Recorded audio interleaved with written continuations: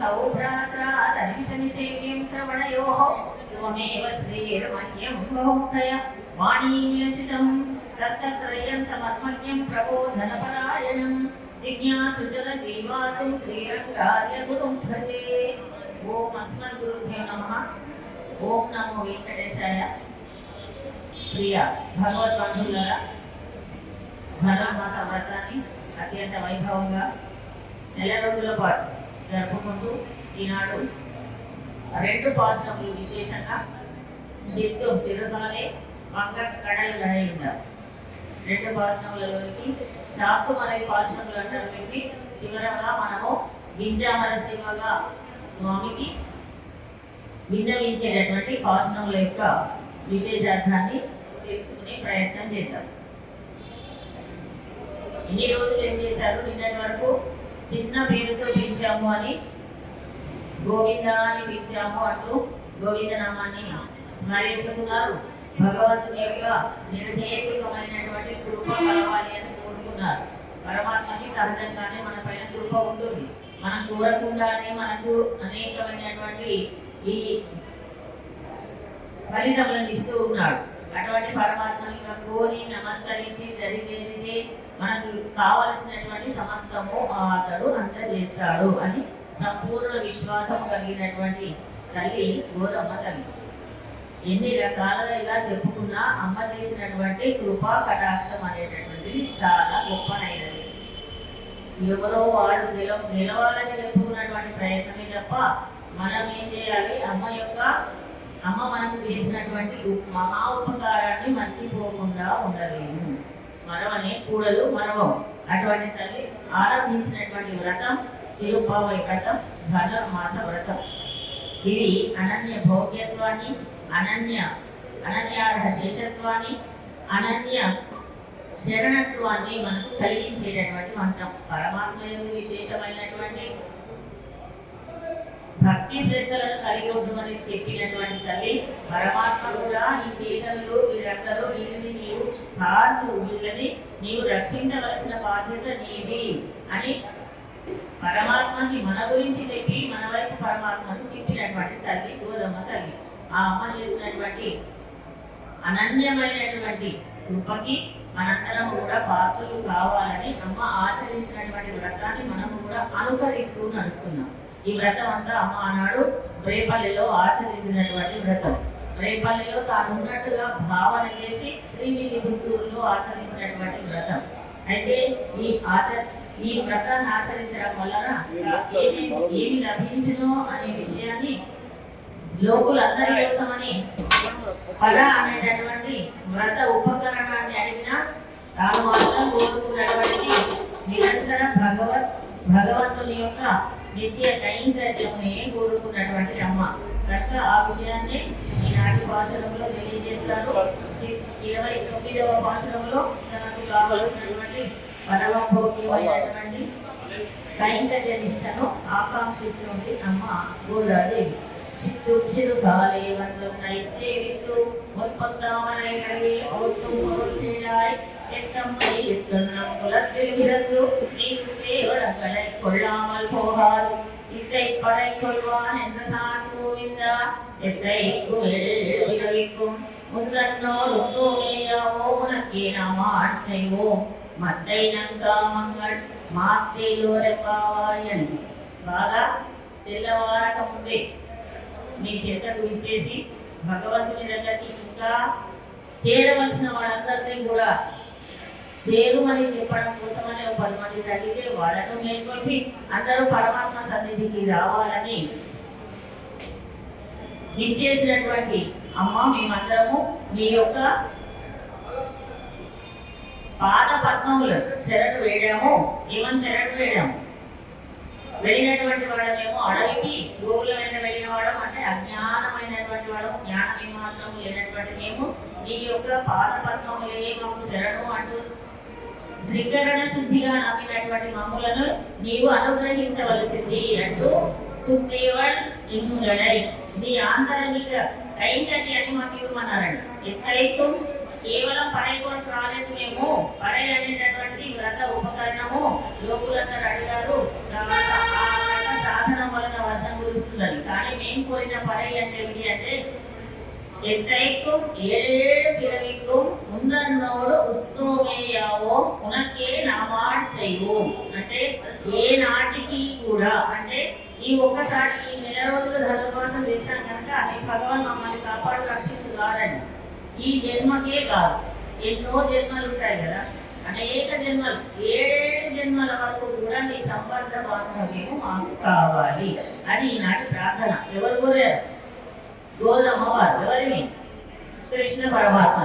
ఏనాటికి అంటే 7 ఎత్తైக்கும் 7 ఇరవిக்கும் ముందన్నోడు ఉత్తోమేయావో ఉనక్కే నా మాట చేయమని నీ యొక్క కైంకర్యము చేసేటటువంటి ఈ ఒక్కసారి చేసి వదిలేయడం కాదు, 7 జన్మల వరకు నీతోనే బంధుత్వము కావాలి, జన్మ జన్మలకి నీతోనే ఉండాలి, మేము నీ నామస్మరణనే చేయాలి, ఇది కోరుకున్నాను. నీ వాళ్ళని ఎవరండి వీళ్ళు అంటే కృష్ణ పరమాత్మకు సంబంధించిన వాళ్ళని కావాలి. నీకే మేము దాస్యము చేయాలి, మరొకరికి దాస్యము కాదు, నీకే దాస్యం చేయాలి. దీనిని ఏమంటారు? నిత్య కైంకర్యం అంటారు. పరమాత్మకు సంబంధించిన సకల వస్తువులను అందజేయడం అంటే దానిని నిత్య కైంకర్యం అంటారు.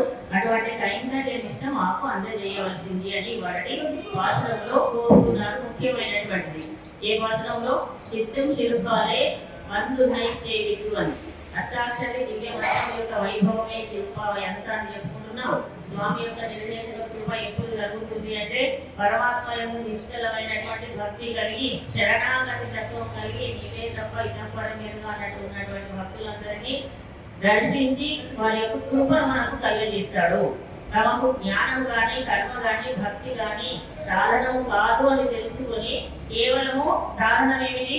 పరమాత్మ ఏ సాధనం ఏదైనా ఇచ్చేటటువంటి వాడు మనకు కావలసినటువంటి జ్ఞాన సంపద కానీ ధన సంపద కానీ సకల ఈ లోకంలో కావలసినటువంటి సకల సంపత్తిని ఇచ్చేటటువంటి పరమాత్మ నీకు మేము నిత్య కైంకర్యము చేసేటటువంటి కృపను కలిగించు అని ఈనాడు దానినే పరైగా చెప్తున్నారు.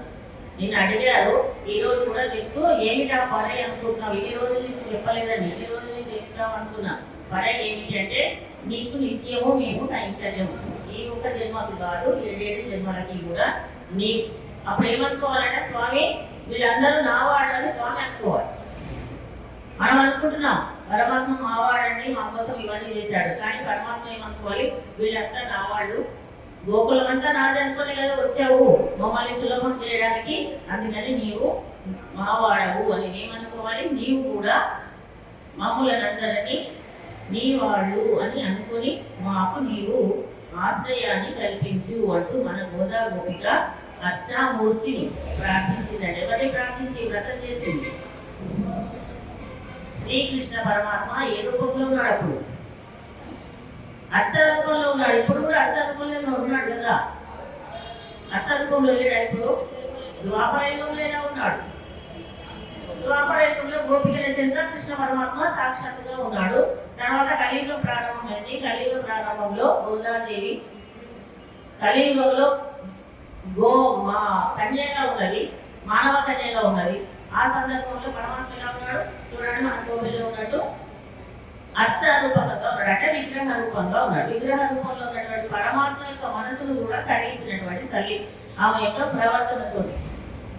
గోవింద అని ఇంతకు ముందు 2 పాఠశాలలో కూడా గోవింద గోవింద నామని చెప్పారు. ఇవాళ కూడా ఇద్దై పడేకొండో అని గోవింద అంటూ మేము గోవింద నామంతో కొలుస్తూ వచ్చాము. కోరుకున్నటువంటి పరగాలు గోవింద అంటే గోవు అంటే భూమి, వరాహావతారంలో భూమిని ఎత్తినటువంటి వాడు అని అర్థం. గోవు అంటే భూమి తనది అని భావించినటువంటి బలిచక్రవర్తిని బలిచక్రవర్తి నుండి భూమిని తీసి మళ్ళీ ఎవరితో వారికి ఇచ్చేసినటువంటి వాడు అని. బలి నుండి దానంగా పొందినటువంటి వామనుడిని కూడా గోవింద అంటారు. గోవు అంటే శబ్దరాశిని ఉద్దేశించి హంసావతారాన్ని గోవింద అంటారు. అనేకమైన అర్థాలండి.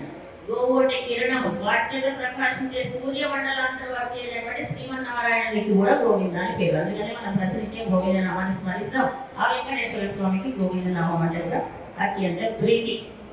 పెద్దమ్మాయి ఎత్తున్న కులత్రి పిల్లలు. అప్పుడు కృష్ణ పరమాత్మ సరే మీరు చెప్పిన మాటలు లోకులందరికీ ఎంత అర్థమైందో అంతే నేను గ్రహించాను అన్నాడు. అది నాకు చెప్పండి మీకు ఏం కావాలి. సరే మీరు స్పష్టంగా చెప్పలేకపోయినా నేనేమి బాధ పెట్టినట్టున్నా మిమ్మల్ని ఇంతవరకు ఈ వ్రతం ఆచరింపజేసి చల్లటి చలిలో కానీ అంటే ఇంకా మీ ఆంతరంగిక కైంకర్యం అన్నారు కదా, అందులో మీ అభిప్రాయం ఏమిటో అది కూడా చెప్పండి. మీ అభిప్రాయం ఏమిటి? ఆంతరంగిక కైంకర్యం చేయాలంటున్నారు అంటే ఏమిటి చెప్పండి అన్నారు. అంటే అప్పుడు చెప్పిందండి అమ్మ, ఆంతరంగిక కైంకర్యం అంటే ఈనాడేదో నీ చెంతకు చేరి పుష్పములు సమర్పించి మాలలు కట్టి లేదో ఫలమో అవో ఇచ్చి భోగి పళ్ళు పోసేసి వెళ్ళిపోవడం కాదు స్వామి. మాకు 7 జన్మలకి కూడా ఎత్తు 7 పెరుగుతూ ఉందన్నోడు నీతో పాటు మేము కలిసి ఉండేటటువంటి ఆంతరంగిక కైంకర్యం కావాలి అని అమ్మ కోరింది. ఆ కోరికను స్వామి సౌలభ్యంతో సరే అని ఒప్పుకున్నాడు. ఈనాడు ఇది చిత్యం శిరకాలే. తర్వాత పాసురం వంగక్కడగడయిందా అనేటటువంటి శాతం అనే పాసురం, అది 30వ పాసురం. ఆ వంగక్కడగడయిందా అనే పాసురం ఏమిటి అంటే వ్రత ఫలితం. ప్రతి స్తోత్రానికి ఫలశ్రుతి ఉంటుంది కదా, ఫలశ్రుతిని చెప్పేటటువంటి పాసురమే వంగక్కడగడయింద మాధవనై కేశవనై திங்கள் திருமுகத்து செய்தையாசனிறங்கி அங்கப்பறை கொண்ட வார்த்தை எழுதுவை வைங்கவனத்தந்தரியல் பட்டருகிறான் போதை சொன்னா செங்கட்டமே மாலை 30 தப்பாமே இங்க இப்பரிசுரைப்பார் இது 2 மறுவடைத்தோன் செங்கல் திருமுகத்து செல்வ திருமாலால் எங்கும் திருவரல் வெத்து இப்பெருவரும் பாவாய் అని ఈనాటి పాసురం. ఈ 30వ పాసురం ఇది. వంగక్కడగడైన మాధవనై కేశవనై అంటే ఓ క్షీరసాగరాన్ని మళ్ళీ అమ్మ గుర్తు చేసుకుంటున్నది. క్షీరసాగర సాయిని 3వ పాసంలో ఓంగి ఉలగడంలో కూడా అదే ఆ స్వామి యొక్క దివ్య శ్రీపాదములను కొలుద్దామని అప్పుడు చెప్పారు. ఇప్పుడు ఆనాడు మళ్ళీ ఓడల క్షీర సముద్రమును మధ్యించినటువంటి మాధవుడిని కేశవుడి. వంగ కడగడైన మాధవనే కేశవుని. మాధవుడు అంటే మనం చెప్పుకున్నాం నామం.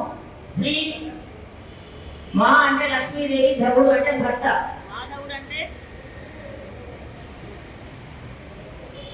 లక్ష్మీదేవికి భర్త అయినటువంటి వాడంటే శ్రీమన్నారాయణుడి. అదే విధంగా కేశవుడై, కేశవుడు అనే దివ్య నామము కలిగినటువంటి నేను భగవాన్ నిన్నేమో దేవతల కార్యం అనే విషయంతో సముద్రాన్ని అంతా చిలికాడు కదా, సముద్ర మదనం చేసినప్పటి సంఘటనని గుర్తు చేసుకున్నారు 30వ పాశ్రంలో.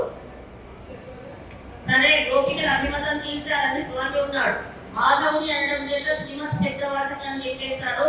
సముద్రాన్ని మధ్యించిన అనే శబ్దంతో భగవంతుని విడిచి క్షుద్రమైనటువంటి అమృతమును కోరినటువంటి దేవతలు పరమాత్ముడు కావాలని కాదు, సముద్రాన్ని మధించాలనడం చేత భగవంతుని విడిచిపెట్టి క్షుద్రమైన అమృతాన్ని కోరిన ప్రయోజనాంతరము దేవతల దోషాన్ని కూడా మన్నించినటువంటి వాత్సల్య కూడా కలిగినవాడు. పరమాత్మ నియమం సమీపంగా ఉండగా ఇంకా అమృతం కావాలని వెళ్ళారు దేవతలు, సముద్రాన్ని మదనం చేశారు. సరే అటువంటి వాళ్ళకు కూడా ఇస్తానని వెళ్ళాడు. ఒక పూర్వమై మందర పర్వతం కింద ఉన్నటువంటి వాడి నీవు ఎంత సౌలభ్యమైనటువంటి స్వామి, నువ్వు ఎవరైనా ఏది అడిగినా సరే నీకు అవసరం లేదని ఊరుకోలేదు కదా, ఇచ్చినటువంటి వాడు. కానీ నారాయణ శబ్దం తెలియబడేటటువంటి గుణ సముదాయాన్ని అంతా కూడా కీర్తిస్తూ ఉన్నారు. తర్వాత 2వ పాశ్రంలోనే పాడారు. అందుకనే పరమ పురుష పాదముని పాడి అన్నారు కదా 3వ పాదం. வையத்து வாழ்வீர்கள் நாமம் நம்பா வைப்பு செய்யும் கிருஷைகள் கேளிரோ பால்கடலில் பையత్తు ఇంద్ర పరమన్ నడిపాడు. పయ్యత్తు ఇంద్ర పరమన్ నడిపాడు. పాల్కడలిలో సేవించినటువంటి క్షీరసాగర శైలిని పాదములను పాడి అన్నారు. అదే మాట మళ్ళీ ఇక్కడ గుర్తు చేసుకున్నారు 30వ పాటలో. అంటే కేశవుని ఆశ్రయిస్తే మన వ్రతం పూర్తి అవుతుంది. ఆ కేశవుడే క్షీరసాగర శయనుడై ఉన్నాడు. ఈనాడు మనం వ్రతం సమాప్తి చేస్తున్నాక మళ్ళీ కేశవుడిని అనుగ్రహించమని ఆశ్రయించారు గోపికలు అని ఇక్కడ సూచించడం అయింది. తింగా తిరుమవత్తు చెల్లెగా చంద్రురంజి అంటే చంద్రుడిని కూలినటువంటి దివ్య ముఖమండలము దివ్య ఆభరణములు కలిగి ధరించినటువంటి గోపికలు అని వాళ్ళు ఆచరించినటువంటి ఈ దివ్య వ్రతాన్ని అంట అంగు పరై కొండ వార్తై. ఎవరు ఆచరించారు? మొట్టమొదలు గోపికలు ఆచరించారు. ఎక్కడ? కృష్ణ పరమాత్మ ఉన్నప్పుడు ద్వాపర యుగములు. అప్పుడు అంగు అంటే అప్పుడు వారు ఆచరించినటువంటి వార్తలు చెప్తున్నారు. అక్కడ ఆ పరను చేరుకొని ఇక్కడ అనగా ఈ రేపల్లిలో ఈ నంద గోపకులంలో గోదాదేవి ఏమంటే అప్పుడు గోపికలు పాడారా, వ్రతం చేశాననే కదా కాత్యాయని వ్రతాన్ని అమ్మ భావన చేసి ఇప్పుడు రేపల్లిలో తన ఆచరిస్తుంది. ఈ వ్రతాన్ని ఇప్పుడు చేసిన ఈ రెండు సంఘటనలను మనం గుర్తు చేసుకుంటే చాలట, అనుసరిస్తే చాలు, మనం అంత కష్టపడాల్సిన పని లేదు. ఏం చేయాలి? అప్పుడు ఎవరైతే ఈ 30 పాటలను క్రమం తప్పకుండా చదువుతారో వారు ఆనాడు గోపికలు ఆచరించి కృష్ణుని పొందారు. ఆ ఫలితము లభిస్తుంది. గోధమ్మ ఈ కలియుగ ప్రారంభంలో ఆచరిస్తాను అని భావనలో ఆచరించినటువంటి ఫలితాన్ని కూడా పొందుతారు. ఏం ఆచరించింది గోధమ్మ? ఈ ఫలితం పొందింది పరమ పదాన్నే పొందింది. అంటే పరమాత్మ యొక్క దివ్య పాదాల విందాన్నే పొందింది. వాడి రోజు 30 పాటలు పాడిన తర్వాతనే శ్రీరంగనాథుడు శ్రీ పెరియాల వాళ్ళకి స్వప్నంలో కనిపించి అక్కడ ప్రధానాచార్యులకు కనిపించి అమ్మను ముస్తాబు చేసి తీసుకోనండి అన్నాడు. ఇవాళ అందుకే భోగి పండుగ 29వ పాఠం నాడు చెప్పేస్తాడు. చెప్పి సరే అని అమ్మను ముస్తాబు చేసి శ్రీరంగం తీసుకొని వెళ్తారండి. అప్పుడు అమ్మ స్వామిలో ఐక్యమైంది 30 పాటలు పాడిన తర్వాత. అంత విశేషంగా కదా అప్పుడు గోపికలు పొందిన వ్రతం కృష్ణ పరమాత్మ లభించాలి, కృష్ణుడితో ఆడాలి అంటే చక్కగా ఉన్నారు, లభించారు. వాళ్ళప్పుడు కాత్యాయని వ్రతం చేస్తే అదే వ్రతాన్ని అమ్మ కలియుగంలో ఆచరిస్తే మళ్ళీ ఎంత గొప్ప ఫలితం పొందిందో ఇప్పుడు మనము ఈ భావన చేత అమ్మ చెప్పినటువంటి 30 పాటలను పాడితే క్రమం తప్పకుండా పాడుతున్నాము. మనం ప్రతినిత్యం ఈ 4 రోజులు ఎంత మంచు కురిసినా చలి పెట్టినా లెక్క చేయక చాలా మంది అండి ఆప్షన్ కాకుండా వచ్చిన వాళ్ళు చాలా మంది ఉన్నారు. క్రమం తప్పకుండా 30 పాటలను సేవాకాల సమయానికి రావడం అంటే మామూలు విషయం కాదు. 4:30కి ప్రారంభమైన మొదలు 4:30 తర్వాత 5 గంటలకు అంత పొద్దున్నే ఇచ్చేసి 30 పాటలు పాడినటువంటి వాళ్ళకి గోధమ్మ ఆచరించినటువంటి ఈ ఫలితాన్ని కూడా పొందుతారు. కేవలం అధ్యయనం చేయడం చేతనే. అధ్యయనం చేస్తే జరగని భావాలు, వాటి యొక్క అర్థాలు, క్విజ్ కాంపిటీషన్లో పాల్గొన్నారా, నగర సంకీర్తనలు ఇవన్నీ రాదు. కేవలం సేవా కాలానికి ఇచ్చేసి ఆ పాటలు 30 పాటలను పాడితే చాలండి. దాంట్లో అర్థం కూడా మనకి ఏం తెలియక్కర్లేదు. వాటిని అనుసంధానం చేస్తేనే పుండరీకాక్షుడు చతుర్భుజుడు అయినటువంటి శ్రీమన్నారాయణుడు వాళ్ళకి సర్వత్రా ఎల్లప్పుడూ ఆనందాన్ని కటాక్షిస్తూ ఉంటాడు. ఇది ఫలశ్రుతి. ఇవాటి 30వ పాఠంలోని వంక కడలరైనలో చెప్పినటువంటి విషయం. అంగు అంటే అప్పుడు ఆవుడైపోలేదు, ఇంగు అంటే ఇప్పుడు ఈ సంసారం అనలేదు. అంగు ఇంగు அங்கு பறை கொண்டு வார்த்தை அணிபுதுவை பயங்கவுடன் தந்தறியல் పట్టరపిరాన్ కోదేశున్నా. పట్టరపిరాన్ కోదేశున్నాడు. ఎవరు పట్టరపిరాన్ కోదేశున్నా? పట్టరపిరాన్ అంటే భట్టనాథుడు. భట్టనాథుడికి కుమార్తెగా ఉన్నటువంటి కోదై అంటే గోదాదేవి. సున్నా అంటే చెప్పినటువంటి గోదాదేవి చెప్పినటువంటి ఈ 30 పాటలను ఎవరైతే ఇప్పుడు పాడతారో అప్పుడు పాడతారో రెండు తేడా చెప్పారు. ఇప్పుడు పాడిన వాళ్ళకి ఈ సంసార మండలంలో ఇంగి పరిశరైప ఇక్కడ పాడిన వారికి కావాల్సినటువంటి ఇహపర సుఖాలను ఇచ్చి అనంతరము పరపరాన్ని కృప చేస్తాడు. చెంగన్ తిరుమగట్టు చెల్వ తిరుమాల. నారాయణుడైనటువంటి ఐశ్వర్య పరిపూర్ణుడైనటువంటి శ్రీమన్నారాయణ యొక్క దివ్య కృపా కటాక్షము లభిస్తుంది. ఇక్కడ అనుభవిస్తారు ఆనందాన్ని. అనంతరము పరమాత్మ యొక్క పరమ పురుషమును పొందుతారు అనేటటువంటిది మనకి అనుగ్రహించినటువంటి 30 పాటల యొక్క సారాంశం. ఫలశ్రుతి ఈ పాట అంతలే 30 ఒక్క కడలే. సరే 30 పాటలకు అందుకోలేకపోయామండి, సేవకాల ప్రారంభం అయిపోయింది అంటే గబగబా వచ్చేసి చివరికి ఈ 2 పాత్రాలు రాత్మలే పాత్రాలను అందుకున్నా మోక్ష జరిగిన ఫలితం లభిస్తుంది అని మన పెద్దలు పూర్వాచార్యుల యొక్క వివరణ. అట్లా ఈ నెల రోజు సరే అంటే మేము అయ్యో సేవకాలాన్ని అందుకోలేదు, శాస్త్రం కూడా అయిపోయింది, పొంగలి ప్రసాదం నివేదన చేస్తారండి. ప్రతిరోజు మహాప్రసాదం పొంగలి ప్రసాదం స్వీకరించిన మనసు ఆనందమై మనకు కావాల్సినటువంటి ఇహపర సౌఖ్యము లభించును అనేటటువంటి విషయం అమ్మ గోదాదేవి సులభంగా పాడి మనకు అందించిన దానిని మన ఆచార్యులు పూర్వాచార్యులు మన కోసమై అందించారు. మన కోవలు అత్యద్భుతంగా జరుపుకున్నాం. భక్తులందరూ గోదా గోష్ఠి ఇచ్చేసి అద్భుతమైన కార్యక్రమాలను నిర్వహింపజేశారు. నగర సంకీర్తనతో పాటు క్విజ్ కాంపిటీషన్తో పాటు మాలా మార్పిడితో పాటు నిన్నటి కొట్నం, ఉదయం కూడా కొట్నం, సాయంకాలం ఎదుర్కోలు మహోత్సవం. ఈనాడు అత్యంత వైభవంగా అమ్మ గోదాదేవి శ్రీరంగనాథులని వివాహం ఆడేటటువంటి అత్యద్భుతమైనటువంటి సన్నివేశం భోగి పండగ. ఈ సందర్భంగా మీకు అందరికీ భోగి పండగ శుభాకాంక్షలు. అదేవిధంగా రేపు సంక్రాంతి పండుగ శుభాకాంక్షలు. ఆ తర్వాత కనుమ పండుగ, అన్ని పండుగల యొక్క శుభాకాంక్షలు తెలియజేసుకుంటూ ఇంత చక్కగా ఈ దాసరాలను మీరందరూ ఆదరించినందుకు ఆలయ కమిటీ వారికి, భక్త బృందానికి అందరికీ కూడా దాసోహములు తెలియజేసుకుంటూ జై శ్రీమన్నారాయణ. పాసులను ఒకసారి అందరము కలిపి చెప్పేద్దాం. అనంతరం 9 గంటలకే కళ్యాణ కార్యక్రమం ఉంటుంది కనుక మనం సంక్షిప్తంగా ఇప్పుడు చెప్పుకోగలిగాం. ఆ తర్వాత మిగతా కళ్యాణ సమయంలో మధ్య మధ్యలో వ్యాఖ్యాన రూపకంగా చెప్పుకుందాం. చిట్టు 2 పాత్రలను అనుసంధానం చేసుకొని తర్వాత కార్యక్రమాలకు వెళ్దాం. சிட்டும் சிறுகாலை வந்துன்னை சேற்றோ முன்பக்காமடைகளிலே போர்த்தும் பொருள் கேளாய் திட்டம்மை எத்தன்னம் குலத்தில் விளந்து நீ குத்தேவடங்களை கொள்ளாமல் போகாது இட்டை பறை கொள்வான் என்று நான் கோவிந்தா எத்தை குமிழேறு பிறவிக்கும் குந்தனோடுத்தோமேயாவோ உனக்கே நாமான் செய்வோம் மத்தை நம்பாமங்கள் மாத்திலூடெம்பாவாய் வங்கக்கடல்களைந்த மாதவனை கேசவனை திருமுகத்து செய்தையா சென்றி அங்கப்படை கொண்ட வார்த்தை புதுவை பறிக்கப்பட கந்தறியல் பட்டதவிதான் போதை சொன்னார் தமிழ் மாலை 30 தப்பாமே இன்ற பரிசிலைப்பார் 2 மார்வளைத்தோல் சென்றான் திருமகத்து செல்வ திருமாலால் எங்கும் திருவருளும் பெருவதம்பாவாய் ீணாதுங்கஸ்தனை சுத்தமுத்போத்ய கிருஷ்ணம் பாராத்யம் ஸ்வம் ஸ்ருதிசதசிரசித்தமத்யாபயந்தி ஸ்வோச்சிஷ்டாயாம் ஸ்ருதிலலிதம் யாவலாத்ருதி புக்தே கோதா தஸ்யை நம இதமிதம் பூயேவாஸ்து பூயः பிரக்கடே புரோபல்குண்யாம் துலசீகாரணோத்பவாம் பாண்டே விஸ்வம்பராம் கோதாம் வந்தே ஸ்ரீரங்கநாயகி ஆண்டாள் திவ்ய திருவடிகளே சரணம்.